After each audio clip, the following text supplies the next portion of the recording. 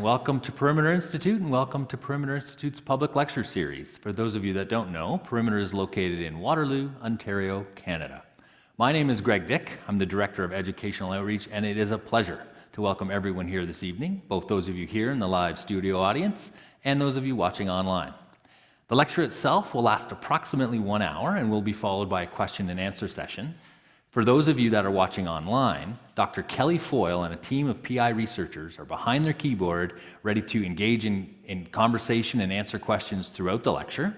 And if you want to ask a question, both during the lecture that way or ask a question to our guest speaker, use hashtag PI Live. And if you have a question for the guest speaker, get it in early so it has time to get all the way to my phone. All right, and now it's time to introduce tonight's very special guest speaker, Dr. Emily Levesque. Dr. Levesque is an assistant professor of astronomy at the University of Washington in Seattle.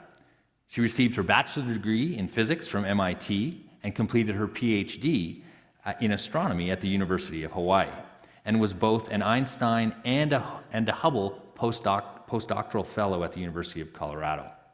Emily is a rising star in astronomy research. Her accolades include a 2017 Alfred P. Sloan Fellowship and a 2014 Ann Jump Cannon Research Prize from the American Astronomical Society. Dr. Levesque's research focus is on massive stellar astrophysics and the use of massive stars as cosmological tools. Tonight, she will discuss some of the strangest stellar phenomena in our universe and how these weird stars serve as a common thread for exploring our universe's history, evolution, and extremes. Ladies and gentlemen, please welcome Dr. Emily Levesque.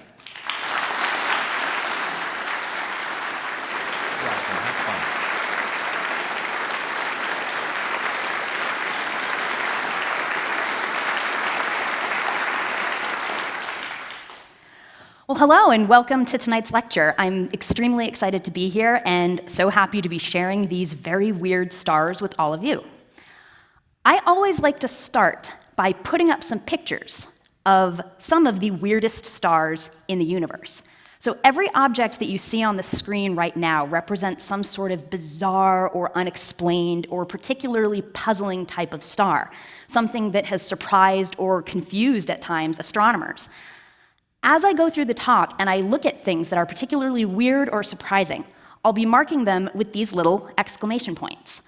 I can also promise you that by the time we get to the end of this talk, you'll be able to name every single thing on this screen. You'll be able to explain what it is, at least as well as astronomers can explain them, and you'll recognize all of them if you ever happen to come across them again. So to start off talking about weird stars, we need to establish what is considered normal for an object like a star. And to do that, I actually need to start with a diagram. So this is a very common diagram used in astronomy. It's called the Hertzsprung-Russell diagram. What we're doing here is plotting temperature on the x-axis, going from very hot on the left to very cold on the right, and plotting brightness on the y-axis, going from dim at the bottom to very bright at the top. What we can do with this is drop the collection of normal stars that we know about onto the diagram and see where they land. You can kind of see that there are clear spots where normal stars tend to hang out. I'll fill this in with a slightly more detailed version of the illustration, and you may recognize the names of some of the stars on the plot. I always like to point out where our sun is. So our sun is right in the thick of things, and our sun is really a kind of depressingly normal and unremarkable type of star. So the main thing that we use this diagram for in astronomy is explaining how stars evolve. And this is something a lot of people don't necessarily realize stars do. They're born, they age and evolve with time and change, and then eventually they die. And you can plot out how a star is going to live and die by following its path on the Hertzsprung-Russell diagram over the course of its life. You can see the sun, you can see that sort of diagonal of very normal-looking stars. The stars that I'm interested in, and the weird stars that we'll be focusing on tonight, are at the very top of this diagram. So these are the supergiants. These are massive stars. They're stars that are at least 8 times the mass of our sun or more. And I want to start by taking a short tour through these stars on the Hertzsprung-Russell diagram and looking at how they evolve. I like to use examples of stars that you can find in your own night sky. So to begin with, I want to look at Spica. Spica is a star in the constellation Virgo. It's an amazing example of a blue supergiant. So this is a massive star in the first phase of its life. It's fusing hydrogen into helium in its core. It's very hot. It's about 22,000 degrees Celsius. That's much hotter than our sun. Our sun is 5,500 degrees Celsius. It's about 7 times the mass of our sun, and it's about 10 times the mass of our sun and about 7 times the size. A star like Spica will stay in this part of the HR diagram for maybe 10 million years, fusing hydrogen into helium. Eventually, the star will run out of hydrogen, and it needs to try fusing something else. So it switches from fusing hydrogen to helium. When that happens, the stars actually go streaking across the top of this diagram from left to right very quickly. After 10 million years fusing hydrogen, they cross from the hot to the cool side of the plot in about 100,000 years. Along the way, though, they make a brief pit stop when we would consider them yellow supergiants. And we actually have an amazing example of a yellow supergiant that we all know really well. Our North Star, Polaris, is a yellow supergiant. This is actually pretty surprising because stars like this are rare since their lifetimes are so short. So it's pretty cool that our North Star is this relatively rare type of massive star. Once these stars have completed their trip across the diagram, they wind up as something like this. This is Betelgeuse. It's in the constellation Orion, a constellation that I'm sure many of you are familiar with. It's very easy to find in the night sky if you look for those 3 stars that make up his belt. And you can see Betelgeuse as his left shoulder. It's a very bright star that is very obviously red. Betelgeuse is an excellent example of a red supergiant, which are one of my research specialties and a particularly fascinating type of massive star. What's interesting about a star like Betelgeuse is that as it has cooled off and moved across the Hertzsprung-Russell diagram, it's also gotten enormously big. This star was born with maybe 15 or 20 times as much mass as the sun, but it's 900 times the sun's size. So I want to try and put that into context. This is the orbit of the Earth. That one dot in the center, it shows up as a couple pixels on the projector, is our sun. If we back up a little bit, we lose sight of the sun, but you can see the size of Earth's orbit relative to things like Jupiter's orbit and Saturn's orbit. If we were to put Betelgeuse where our sun is, it would stretch out to well past the orbit of Mars. It would begin approaching the size of Jupiter's orbit. So this is incredibly big, and in its own right makes the star a bit weird. There's a couple funny consequences of a star being this big and this cool, and I want to again try and compare it to the sun. So this is an image of our sun, and if you were to zoom in on it very close, you would see things like this happening on the surface of the sun. These are called granules. What we're seeing are the very tips of a convective layer in the top, near the surface of the sun. What we're seeing is gas that starts out hot, rises to near the surface of the sun, cools off, and then falls back. It's not unlike watching bubbles boil in a pot of water. So on the scale of the sun, these are tiny. But stars like red supergiants do this too, and the effect is a good deal more dramatic. So if I put the sun away, it is now a single pixel on the screen, but I promise you it's still there. We can, to scale, compare the sun, there it is, to Betelgeuse. This is what those same little cells look like on the surface of Betelgeuse. The whole star is boiling and roiling and changing very dramatically when you look at how bright it is. This is a consequence of how large and how cold it is. And this is a normal red supergiant. This is very typical for stars like this. So it starts to establish why these stars are as interesting as they are. We went through the Hertzsprung-Russell diagram and we followed stars starting as hydrogen-fusing blue supergiants, crossing the diagram to briefly become yellow supergiants, and ending up as helium-fusing red supergiants. We can actually draw a line to represent the journey that we just followed. This is how a 15 times the mass of the sun star would move during the course of its lifetime on the Hertzsprung-Russell diagram. We call something like this an evolutionary track, and it's a great way to quickly and at a glance look at how a star is going to behave during its lifetime. This is actually a really great tool for studying theories of how stars evolve. This is an evolutionary track for a 15 solar mass star, but we can take a bunch of evolutionary tracks like that and draw them on a Hertzsprung-Russell diagram. We can look at what a 12 solar mass star will do, what a 20 solar mass, what a 40 solar mass star will do, and get a good sense of what normal massive star evolution looks like. So there's something you might notice on this diagram, and it has to do with how cold the stars get. Every one of these evolutionary tracks was computed using our understanding of stellar physics, and every single one seems to stop at about the same temperature. Every one is not really getting any colder than about 3,000 degrees Celsius or so. To the right is this region where we don't think stars should be able to stably exist. Everything we know about stellar physics suggests that stars should not sit in this part of the diagram. Now, I mentioned red supergiants, and I mentioned that they're incredibly cold.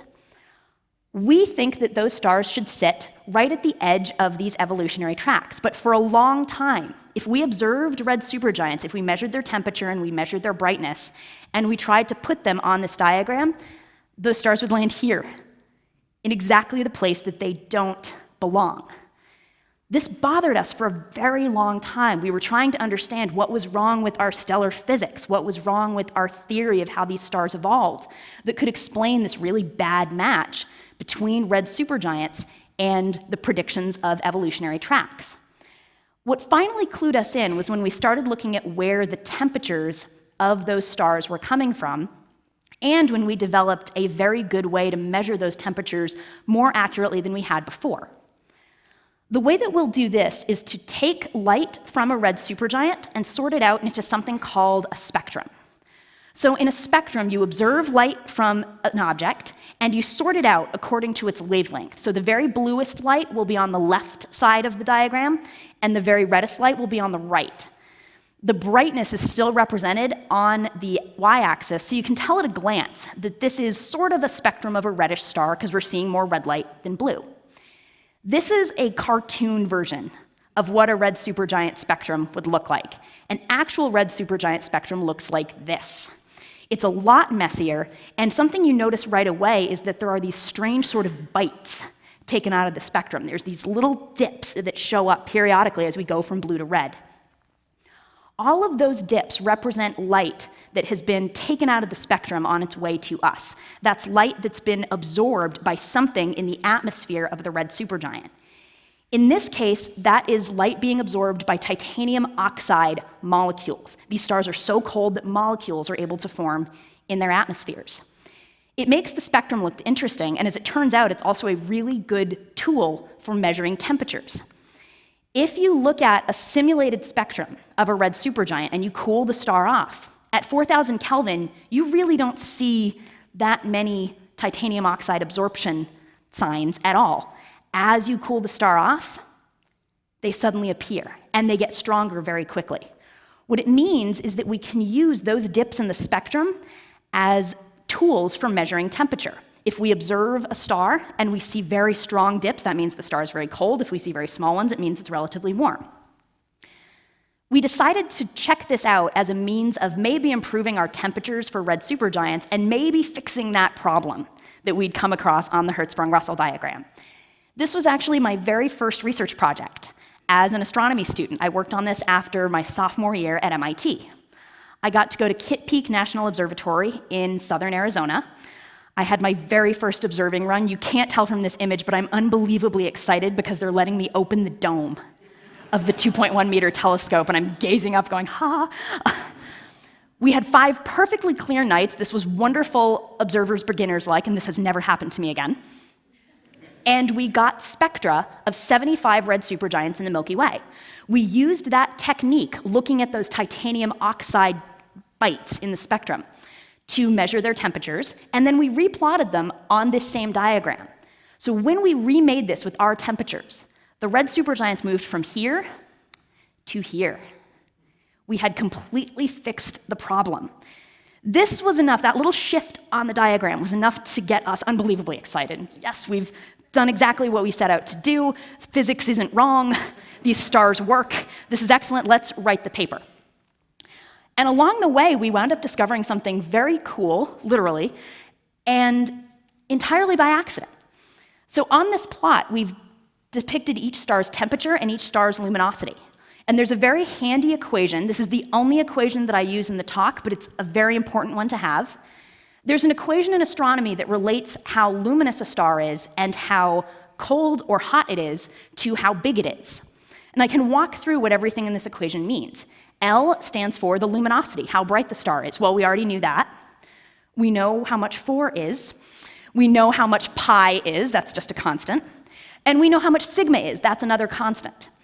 We had measured temperatures, so now all that was left was the radius. We had everything at hand, so we figured, why not? This is just an algebra problem. If we move radius to the other side of the equation, take the square root of everything, we've measured radius. So we went ahead and calculated the size of every star in our list, and we put everything in a big table, and we started moving on to try and publish the paper. It took one of our research collaborators looking at this table and going, hang on.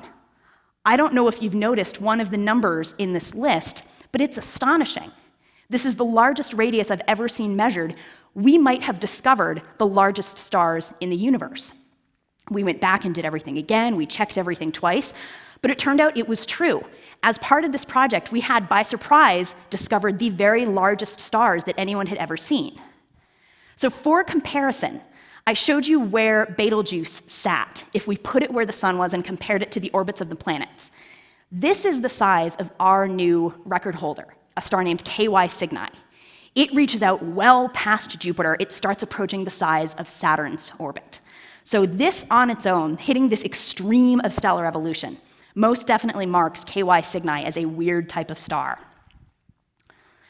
So we've gone through how stars move on the Hertzsprung-Russell diagram. We've talked about these cold red supergiants fusing helium in their cores and how they can get fascinatingly big. But eventually, those stars also run out of things to fuse in their cores. Does anybody know what happens when we get to that point? Supernova. Yes. So to understand why a supernova happens, it helps to look at what's going on inside the star right before the supernova. Massive stars started out their lives fusing hydrogen into helium, then they moved on and fused helium into carbon, and they progressed fusing heavier and heavier elements. By the time they reached the ends of their lives, if you were to slice one of these stars in half, it would look like the inside of an onion, with layers of every single element that it's been using for fusion or as the product of fusion inside. This star gets into trouble when it starts to try and fuse iron.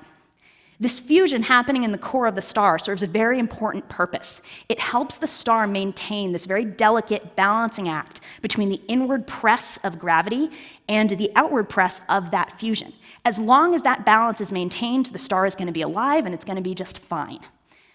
Fusing iron disrupts this process because fusing something like hydrogen or helium or carbon produces energy. If you try to fuse iron, you need energy.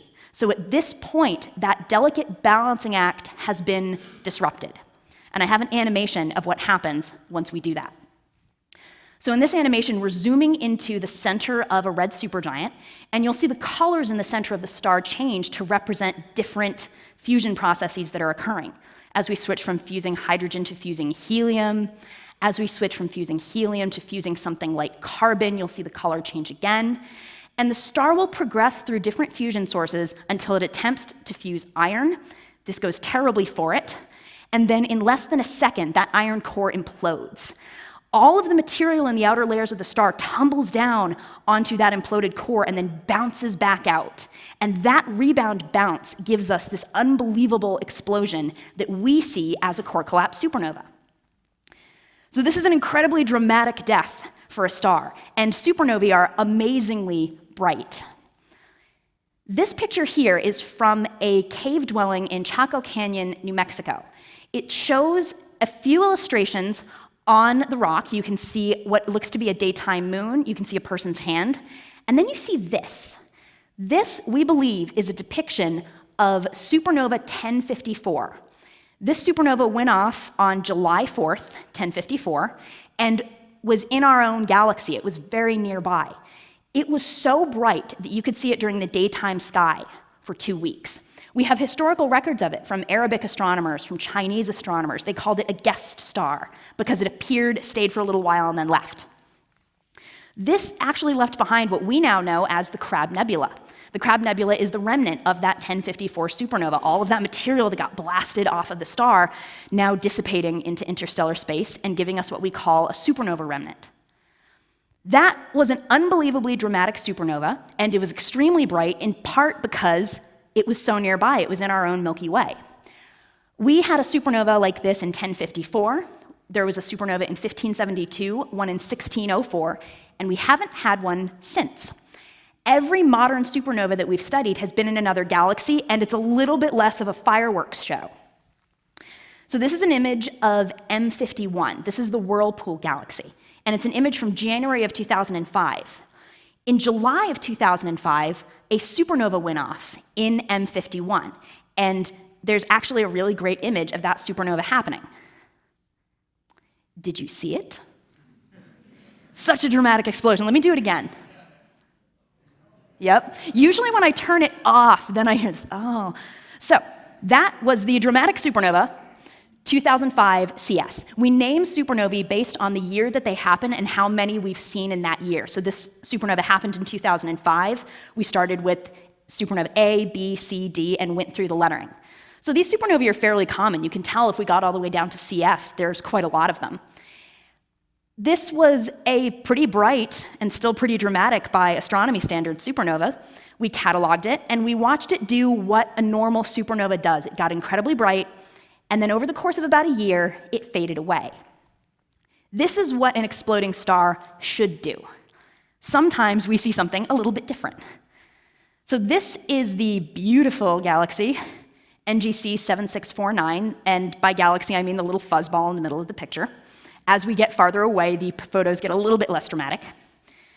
This galaxy hosted a supernova, we thought, in 2009.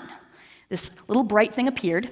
We identified it and immediately said, hey, we found another supernova. This is supernova 2009 IP. It got that name. We saw this thing get very bright. We watched it fade away. And we thought, well, perfect, another supernova doing its supernova thing. And then it reappeared in 2010. It reappeared again in 2011. In 2012, we finally saw a very dramatic eruption from this star, and we think that this star might now be dead, although people are still keeping an eye on it and looking here just in case. This was an example of a star that, from our perspective, was just pretending to explode. What supernova 2009 IP actually is an example of something called a luminous blue variable. We tend to name things really literally in astronomy. We talk about, red supergiants, or our telescopes are named fabulous things like the Very Large Telescope. So, luminous blue variable is very literally what these stars are. They're luminous, they're incredibly bright. They're blue, which means a lot of the time they're very hot. And the key thing is that they are variable, so they change with time. A star like the one that produced supernova 2009 IP is variable because it's flinging off enormous amounts of mass that appear to us as something very akin to a stellar explosion. What we're seeing instead is an eruption, and we still have a very limited understanding of what causes eruptions like that. We have an amazing example of this in our own Milky Way. This is a photo of Eta Carina. It's about 7,500 light years away.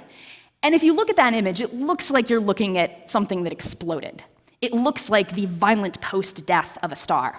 What we're instead seeing is material that got flung off of the star during an eruption in 1843. When that eruption happened, Eta Carina got so bright that it was actually the second brightest star in the night sky for a few days. It's faded away since then, but incredibly, the star is still in there. The star survived this explosion, and what we're left with is this very fascinating material from that eruption that we're still studying in the hopes of maybe trying to explain what luminous blue variables are up to. So I want to go back to the Crab Nebula, to this remnant of a supernova. I explained how a supernova happens. You have that collapsing core, material tumbling down after it, and then rebounding and giving us this explosion. The exploded material winds up giving us something like a supernova remnant, like the Crab Nebula, but there's actually something else in here that's worth highlighting. At the heart of the Crab Nebula is something called a neutron star. So a neutron star is what is left over when the core of a massive star collapses. Neutron stars are absolutely fascinating. They aren't working like the normal stars that I've described, these stars that have to fuse something in their cores to maintain a balancing act with gravity. These stars are actually supported by principles of quantum physics. They're supported by something called neutron degeneracy pressure, hence why they're called neutron stars. And the basic principle behind this is that neutrons that are very similar to one another, they have similar quantum properties, they occupy a similar state, cannot be squeezed too close together. They will literally resist this to the extent that they're able to support themselves against gravitational collapse. Neutron stars are unbelievably dense and unbelievably small. One of these stars is the size of the city of Waterloo. But if you took just 1 teaspoon of it, it would weigh more than a mountain. We're talking about a very extreme scenario in terms of the matter in this star. You also sometimes see something interesting from a neutron star. This is an artist's rendition, and you'll notice those lines sort of poking out of the star in opposite directions. Those are showing the magnetic field lines of the star and illustrating that some neutron stars can be what we call a pulsar. In some cases, these stars will emit light out of their magnetic poles. Now, we know on Earth that our geographical pole, the actual pole that the Earth rotates around, is different than our magnetic poles. In an extreme case like our neutron star, what you'll get is a beam of light flinging around as the star rotates and sort of causing a flash as it goes by. The best analogy that I've been able to find is looking at something like an emergency light on top of a fire truck or a police car. Those are 2 beams of light pointing out in opposite directions, and as you spin it, it appears as though something is flashing. That flash is what we detect when we see something like this, a pulsar. Pulsars were actually discovered in a pretty interesting manner. They were detected by a woman named Jocelyn Bell Burnell in the 1960s in the radio. She actually detected first 1 and then 2 and eventually got up to 4 objects like this. Their pulsations were perfect. It sounded like you were almost hearing a heartbeat from these stars. They temporarily nicknamed the objects LGM 1, 2, 3, and 4. And LGM was an abbreviation for Little Green Men. And they were mostly kidding. But it was a sort of tongue-in-cheek nod to the fact that this was such a perfect and regular signal that maybe somewhere Little Green Men were making this. It turned out that wasn't the case at all, and instead it could be explained by a neutron star that was specifically emitting this light and detectable as a pulsar. So I've talked about these neutron stars that can form when the core of a massive star collapses. If that collapse goes 1 step further, if we have more mass in the core, or if that neutron star gains mass with time, we instead produce something else. We produce a black hole. I apologize for the artist rendition. You understand. These stars will produce black holes as part of their deaths. Now, the black holes themselves are utterly fascinating. But what I'm particularly interested in are a subset of stars that actually do something very strange when they die and produce black holes. These stars produce something that we know as gamma ray bursts, and I have an animation of what this looks like. This is a massive star, something like 40 or 50 times the mass of our sun. Now, you'll notice it's blue, it's not red. The outer layers of this star have actually been ripped off over the course of its life, exposing some of the hot inner layers. When this star dies, its core collapses into a very rapidly rotating black hole. That black hole starts consuming the star and almost shattering the star from the inside out. And it ignites these unbelievably high energy jets of material, shooting out perpendicular to how that black hole is rotating. It consumes the star. Collisions in those beams produce the gamma rays that we detect here on Earth. And eventually the death of the star ends with the same sort of supernova that we talked about before. So that whole video took about 15 or 20 seconds. That was in real time. A 40 solar mass star will actually die and produce a gamma ray burst in a comparable amount of time. So this is an incredibly violent death for a star. It's incredibly weird, and that's an amazing timescale to work on for something that huge. Those flashes of gamma rays that we see from stars like this were actually discovered by accident.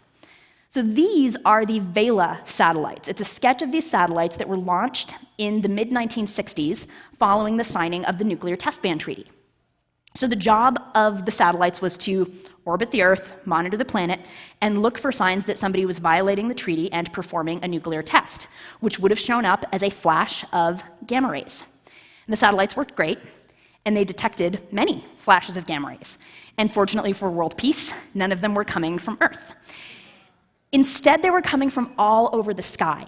It took us a long time to try and explain what we were actually seeing when we saw these gamma rays. What we finally determined was that we were seeing flashes of these dying stars from other galaxies. We've now put up dedicated telescopes whose job it is to look for gamma ray bursts and to tell us when one has happened as quickly as possible so we can try and study them. So this is the SWIFT spacecraft. It's a tailored telescope for detecting these sorts of gamma ray flashes. That flat panel that you see on the front is a gamma ray detector. And then under what looks like a baseball cap, but is actually a sun shield, are X-ray and ultraviolet and optical telescopes that try to observe these objects as fast as possible. What SWIFT will do is it will sit there orbiting the Earth, waiting for a gamma ray burst to go off somewhere in its field of vision. It'll spot a gamma ray burst out the corner of its eye, go, oh my God, turn, and start taking data on the gamma ray burst as quickly as possible. When it does that, it sends a notification down to Earth to astronomers saying a gamma ray burst has just happened. Remember, that flash of gamma rays lasts 20 seconds. We see light from these events in other wavelengths, but they still don't last very long. So there's a great reason to try and go after these events and study them as quickly as possible. So this gets into a type of astronomy called time domain astronomy. I love this discipline. It focuses on trying to study things that are very fleeting and very quick. It's the closest, I think, that we get to sort of movie-style astronomy. So I want to do a quick comparison between how a movie might depict time domain astronomy, detecting a gamma ray burst and having to chase it very quickly, versus how it actually happens. I would contend that I think the way that we actually study these could be more interesting than a Hollywood film. But in Hollywood, if you detected a gamma ray burst and you wanted to do something very quickly with it, the detection would be announced by the science siren going off. For some reason, this is always a very public and very easy thing to do. Astronomers would get this notification that something exciting had happened. They would run to their telescopes, wearing lab coats for inexplicable reasons. They would look through the telescopes with their eyes, and they would naturally see something like this. They would see perfect, beautiful, colorful data. They would realize that something that they had observed would help them to save the world. They would dash off to talk to aliens or stop an asteroid or find a new home to live on. And that tends to be how the movie goes. The reality is a little bit different, but I think some of the things that we do are more fun. So in reality, a science siren does not go off when a gamma ray burst is detected. Instead, you get a notification on your phone. You will see a text alert or an email. There are astronomers who are signed up specifically to get notifications if something this exciting happens. Once that happens, the astronomer holding the phone gets to go, all right, we have now triggered something called a target of opportunity. There's something that's happened in the sky that we want to follow up as quickly as possible with the best telescopes possible. They will have access to something like the Keck 10-meter telescopes, which are on the summit of Mauna Kea in Hawaii. They will contact these telescopes and say, you have to stop whatever you're doing. I'm sorry, astronomer who is doing their own science. You have to stop whatever you're doing and take a little bit of time to observe this object in the sky very quickly before our chance goes away. I think that these telescopes are unarguably cooler than the lab coat and eye version that you might see in a cartoon or a movie. To give you a scale of what a 10-meter telescope looks like, that's about 6-foot-tall person standing in front of one of the two Keck telescope domes. So you'll call in, you'll trigger this observation, and you hope that the night looks like this. You hope that it's beautiful and clear, and you can get amazing data of whatever you're wanting to observe. The night might look like this.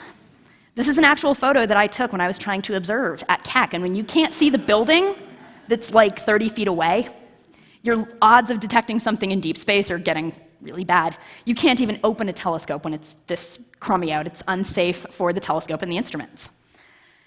Hopefully the weather is clear, you take observations, and you get gorgeous data. This is beautiful data, and by the way, that's the thing you're looking at. The bright object up top is something else in the way. There's a lot that has to be done to data before it can be finalized. You have to account for things like the background glow of the sky, electronic noise from the instruments on the telescope. So there's a lot of effort that goes into eventually turning this into science. Once you have a discovery, you don't run off and call the president and save the world. You wind up posting your results in some form of scientific publication. Something might be pretty quick. You might just want to say, oh, we got a little bit of data on a gamma ray burst, or on a supernova, so you'll put it on something like the Gamma Ray Burst Circulars Network on the upper left, or the Astronomers Telegram, which is now a website, on the lower right. You might write a research paper for something like the Astrophysical Journal. You'll put those papers on a public paper repository. This is how we tend to spread our results around. We'll work on something, we'll analyze the data, we'll very carefully get to an end result, and then we spread it around to the community. Astronomers can sometimes still be amazingly fast at doing this, but it winds up being a much more controlled way to do the science, and it ensures that a lot of what we wind up seeing is both incredible and accurate. So I think my favorite recent example of target of opportunity and time domain astronomy was related to gravitational waves. And I'll start by briefly explaining what gravitational waves are. A lot of you probably recognize this animation. This animation came out when the first discovery of gravitational waves was announced in early 2016. They had detected gravitational waves from two black holes that were colliding. This animation was everywhere. It's excellent, but I like to use something a little bit different to understand what a gravitational wave actually is. So I want you to imagine that you're holding something like a slinky. And if you look at the slinky between your hands, there's at least two different ways that you can cause a wave. One is the obvious one. You take that slinky, you lift one end, and you watch the wave propagate from one end to the other. Gravitational waves aren't quite this. These are waves traveling through space-time. And what they're doing is something more like a compression wave. So if you took the slinky and shortened one hand and kicked off something like this, those compression waves travel through space-time and impact space-time along the way. And when a gravitational wave reaches Earth, we see something like this. So this is a wildly exaggerated effect, but you can see Earth sort of getting squeezed and then stretched as a gravitational wave propagates by and squeezes and stretches the space-time that Earth is in. We take advantage of that squeezing and stretching effect to detect gravitational waves. So this image is LIGO. This is the Laser Interferometry Gravitational Observatory in Hanford, Washington. There's 3 of these in the world. There's one in Washington, one in Louisiana, and one in Italy. And they're all specifically designed to detect gravitational waves. They consist of these 2 arms set at perfect right angles to one another. So each of those arms is exactly 4 kilometers long. There is a laser and a beam splitter in that central building. And what you can do on a normal day, on a day when there is not a gravitational wave, is fire a laser beam using the beam splitter down both of those arms at once. With each arm being exactly 4 kilometers long, the laser will travel the length of the arm, will be reflected off a mirror at the end, come back, and the 2 laser signals will have traveled the exact same distance in the exact same time. They'll cancel each other out, and you know, okay, there's no gravitational wave. Now imagine a gravitational wave actually happening and squeezing space-time and squeezing the detector. What I've just done is squeeze the picture so that the arm on the left is now a little bit shorter. Now, if you send lasers along those arms, they will arrive at slightly different times. The one on the left had a slightly shorter trip than the one on the right because of the effects of gravitational waves. We now see a signal, and we can confirm that we've detected a gravitational wave. This started out by detecting two colliding black holes, but last year, on August 17th, we detected something else. So these are two neutron stars, the same stars that I talked about before. They're orbiting one another in a very close binary. They're spiraling in, getting ready to collide. When they collide, they emit a very short flash of gamma rays, even shorter than the kind I talked about before, and they emit gravitational waves. We thought that this was going to happen for quite a long time, and on August 17th, a gravitational wave signal from two colliding neutron stars was detected. So now we had something else exciting to do. When two black holes collide, we don't think there should be any light emitted by that process. But these neutron stars are emitting gamma rays. They're emitting light throughout the magnetic spectrum. So we had to move very, very quickly to try and find the electromagnetic light counterpart to the gravitational wave. So there was a team in Santa Cruz that was working on this. They had very quick observations with one of their telescopes of nearby galaxies where they thought this could have originated from, and they were frantically looking through them to try and see if one of them showed a sign of the flash of light coming from this event. It's very hard to tell exactly where gravitational waves are coming from, so they had a big list of images to look through. And one of the researchers on the team had about the most understated response to this discovery ever. He sent a message around to the team that just said, "Found something." In one of the images, they saw the unmistakable sign of one of these events. So this was time domain astronomy. This was astronomy that had to happen quickly and also had to happen carefully. But it resulted in us discovering for the first time gravitational waves and light coming from an object in space, which was really just incredible.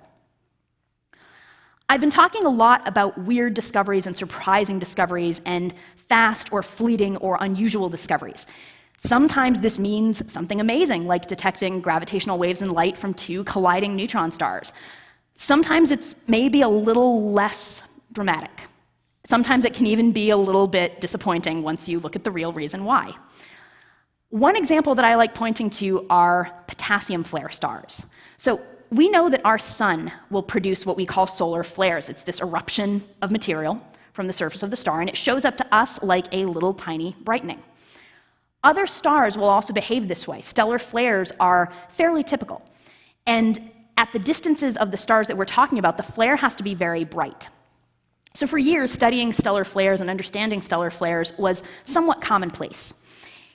In the 60s, at Haute-Provence Observatory in France, some astronomers were observing and taking data on a bunch of stars and analyzing the data as it came in.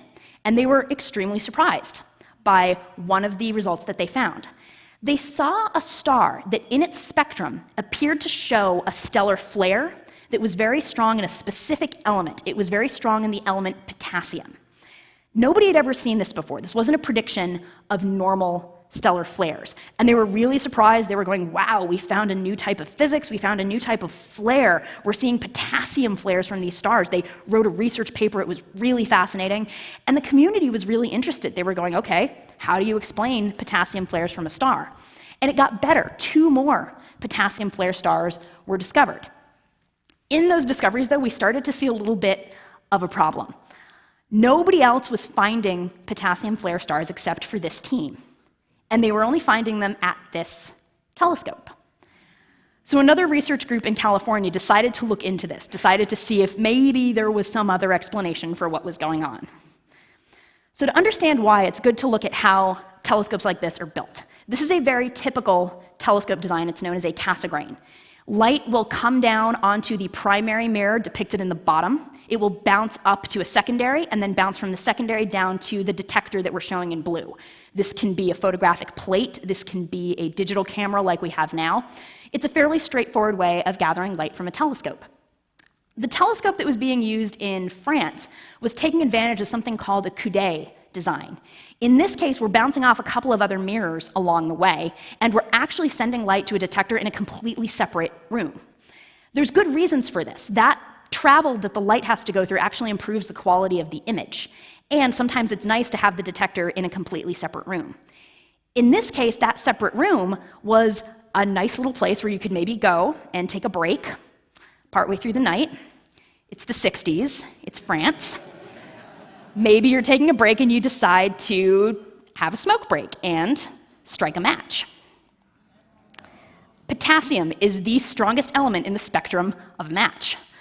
So people at Berkeley figured out that this might be what was going on. They had an amazing research paper where they tried to debunk this, and it essentially involved running around the dome of one of the telescopes playing with matches and striking matches to see if they could reproduce a potassium flare. They acknowledge in their paper George Preston, who was the director at the time for authorizing their unorthodox use of the 120-inch Cadet spectrograph. The paper is amazingly thorough, by the way. They check book matches, they check kitchen matches, safety matches. They contacted the people in France who were, perhaps a little surprised that this was the explanation, but scientists at their core, and they said, hey, let's try our matches. There's a line in the paper explaining that there is no spectroscopic difference between French and American matches. And we now have a research paper that includes data on, the spectrum of a match. I assume that room in the telescope in France is now non-smoking. And you would think that the potassium flare stars had then been debunked. What's great is that a few years later, another observer was observing a star and did see excess potassium in the spectrum. And they took care to note in their paper that the explanation did not apply since the observer does not smoke. So potassium flare stars really are out there, but perhaps not in the manner that they were originally discovered.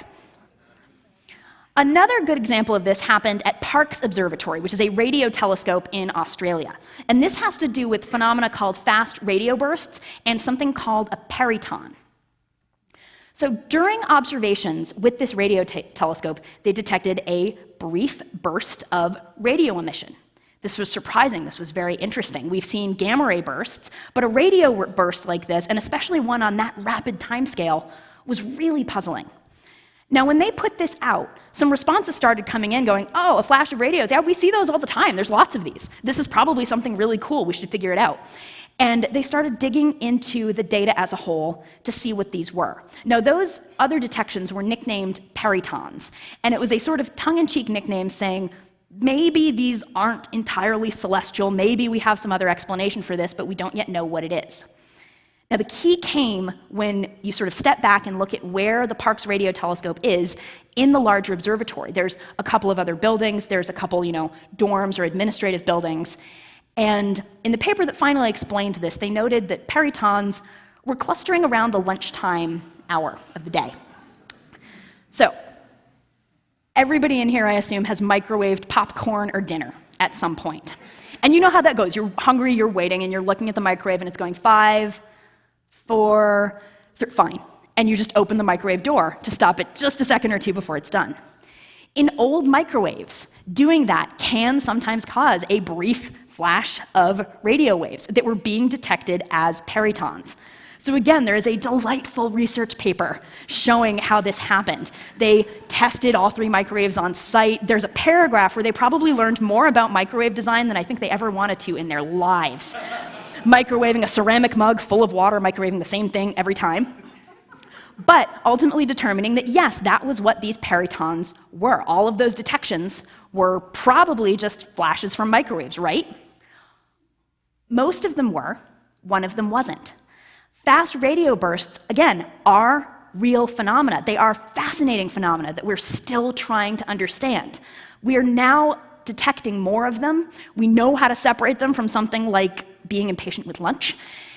And we're trying to figure out whether these are coming from stars, from objects that we maybe can't fully explain yet. They're a great example of a weird object in space, but one that was discovered in a slightly unorthodox manner. So, the last type of weird star that I want to talk about actually combines 2 types of stars that we've talked about before. I've explained red supergiants, what they are, how enormous they are, how cold they are, and how they work.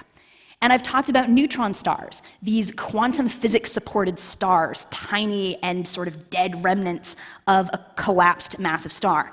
There's really only one way that you could possibly make these weirder, and it's to stick them together. So if you imagine a red supergiant and a neutron star in a binary system, these are two stars that are orbiting one another and perhaps interacting with one another, exchanging mass, in-spiraling closer and closer, kind of like those two neutron stars that we saw making a gamma ray burst.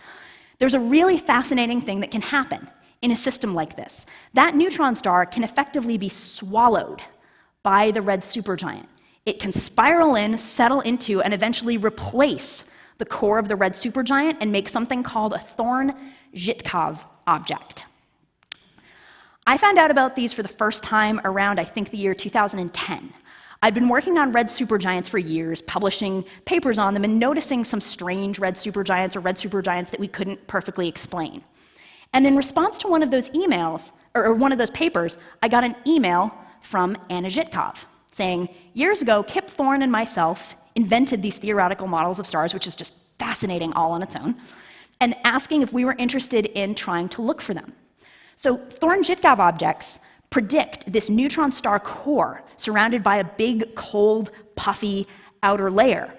They had predicted these back in the 1970s, but they'd never actually seen one. We had this rough idea of how they should work. You're imagining these two stars in a binary, two normal massive stars, two blue supergiants. The more massive of those stars, the one in the foreground, will collapse, undergo an incredible supernova, and what's left behind after the dust settles from that supernova is a neutron star. The companion of that star will start to expand, cool off, go from the blue supergiant to the red supergiant stage, and swallow the neutron star along the way.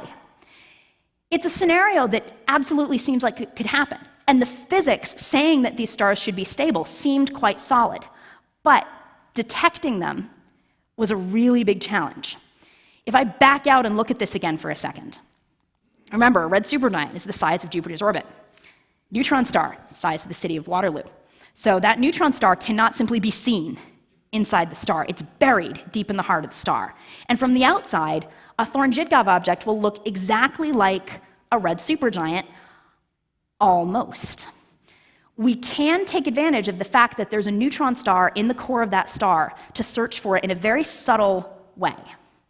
So to explain this, I want to first remind you of that boiling convection that we see in these very cold, massive, big stars. If I were to take a slice through a star like that, you can see the surface of the red supergiant, you can see the helium-fusing core, and you can see that convective cell in the middle. If I now change this from the cross-section of a red supergiant to the cross-section of a Thorne-Jitkov object, you can see a couple differences. One is that the core is now a neutron star. The other is that this star is quite cold. It's as cold as the coldest red supergiants that we know about. That means that that convective region is huge. It actually takes up the entire outer portion of the star, from almost at the surface to almost down where the neutron star is. This means that we can see some really strange chemistry going on in the star. So if you imagine a packet of material traveling through that convective layer, it will get dragged down to that area right near the surface of the neutron star, where the temperature and the pressure are really extreme. In that region, protons start getting rapidly shoved onto the nuclei of atoms in that packet of material. And if you remember your periodic table, that means that these objects are starting to climb up the periodic table. Every atom is slowly increasing in atomic number. The thing is, material only stays there for about 1/100th of a second. So it'll be bombarded with protons for a little while, drift back out into the cooler, quieter parts of the star's outer layers, and start to undergo something called beta decay. It'll start moving back down the periodic table. Before it can finish that trip, it gets dragged back down to that lower region and bombarded by protons, and the whole thing happens over and over. This is a type of reaction that we can't expect in any other type of star, and it should produce a very distinctive chemical signature. We should see huge excesses of things like molybdenum and rubidium and lithium, things that we would not normally expect to see a lot of in a red supergiant atmosphere. So we decided to use this odd predicted chemical signature to look for Thorne-Jitkov objects. I showed you what the spectrum of a red supergiant looks like before. This is a very nice spectrum, but in order to look for these little individual elements, we had to basically take observations that let us zoom in. we could zoom in on very specific small regions of the spectrum and look for the exact color that you would expect to see absorbed by something like molybdenum or lithium or rubidium. So you see, again, these little bites out of the spectrum coming from molybdenum atoms absorbing light at a very particular wavelength, or lithium or rubidium.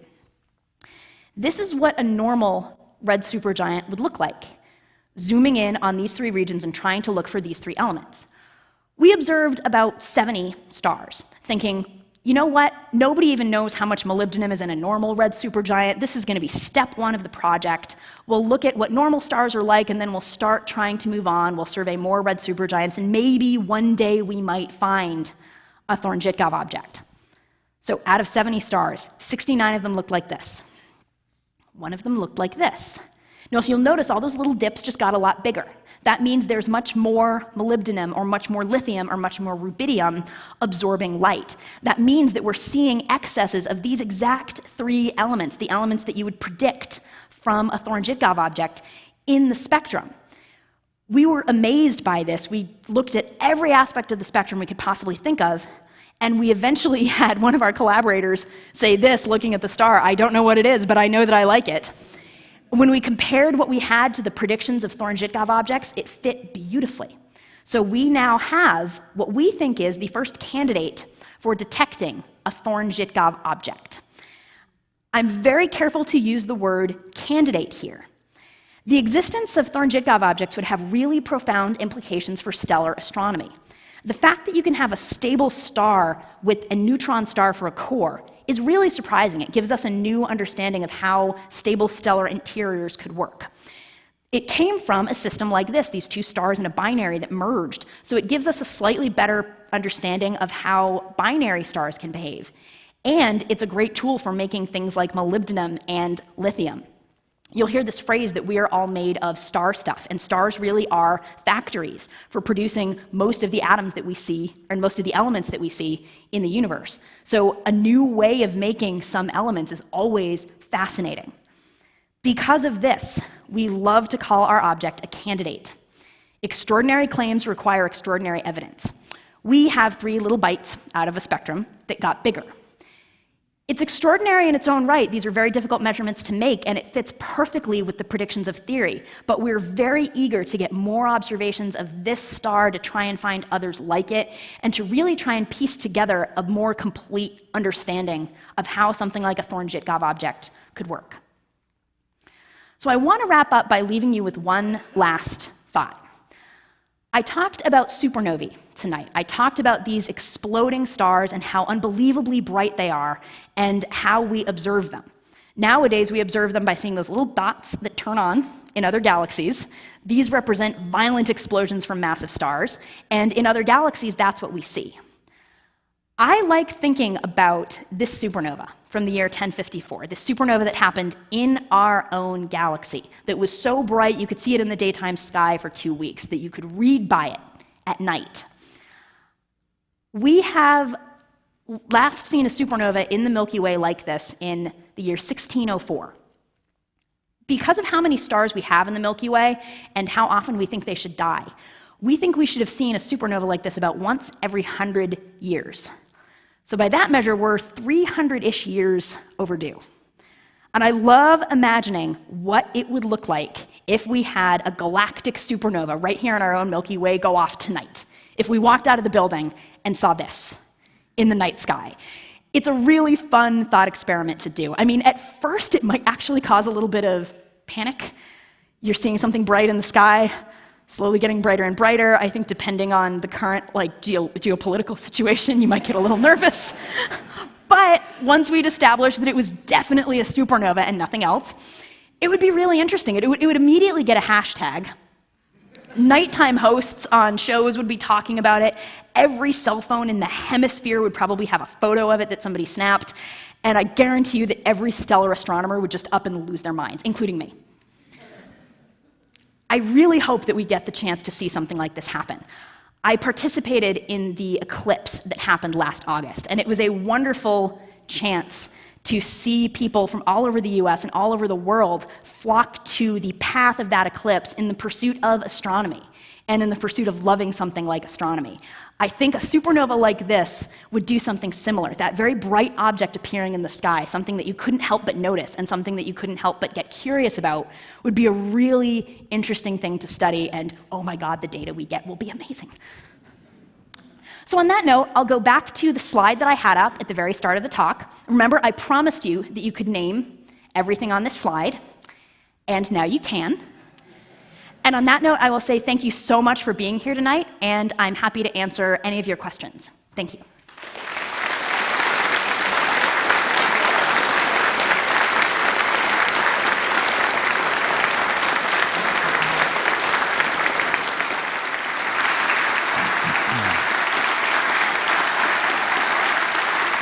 All right. So let's open the floor to questions. There's a microphone right there. If you have any questions, just form a queue behind it. And, well, let's go to a question in the theater right off the bat. Away you go. Great presentation. I actually have two questions, if that's okay. Absolutely. The first one is, I was curious about the gamma ray burst sort of forums that you have online. I was wondering, do you guys share the raw data in order to get the meta-analysis? In the medicine world, we've been kind of forced to do that, so I'm curious if you guys are doing that. You know what? It sometimes depends on the type of data or the type of group. We will usually post results, so somebody will take the data and very quickly look and try to determine, for example, how far away it is, and then write a post saying, here's this object, it's at this distance. Sometimes you'll have a couple groups sort of racing to be first, but generally, if you email someone and you say, hey, I'm curious about this data, they'll either send you the data or they'll send you their analysis of it. So there's very much an encouragement toward collaboration. It just sometimes happens organically rather than as a default when the data come. Fair enough. The second question is actually has to do with the gravitational waves and the fact that the one that you guys found, you guys got to observe the light as well as the gravity at the same time. So I'm not a scientist, I'm not a physicist, so I'm just curious,